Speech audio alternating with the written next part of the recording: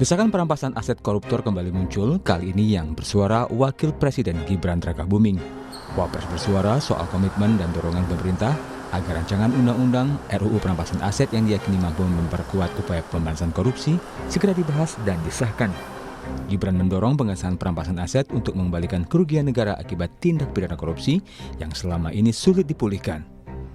Gibran mengutip data Indonesia Corruption Watch (ICW) soal potensi kerugian negara akibat korupsi pada periode 2013-2022 mencapai 238 triliun rupiah.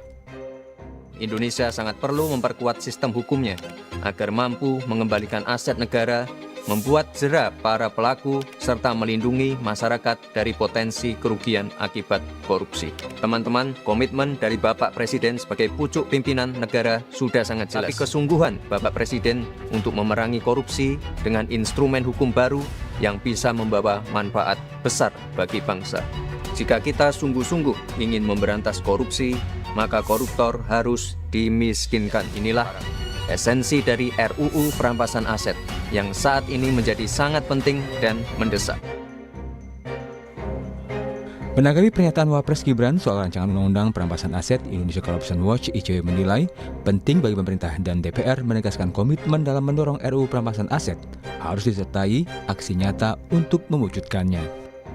Wacana RUU perampasan aset ini muncul kembali ketika adanya kritik publik berkaitan dengan pemberantasan korupsi yang dikeluarkan oleh TI, Transparansi Internasional, berkaitan dengan CPI yang menurun begitu. Jadi bagi kami adalah penting untuk menegaskan bahwa pemerintah dan DPR itu harus memiliki komitmen terhadap RUU perampasan aset, dan jika tidak prosesnya masih akan ditunda, maka itu hanya apa yang disampaikan oleh Wakil Presiden Gibran bagi kami hanya sekadar lip service belaka saja.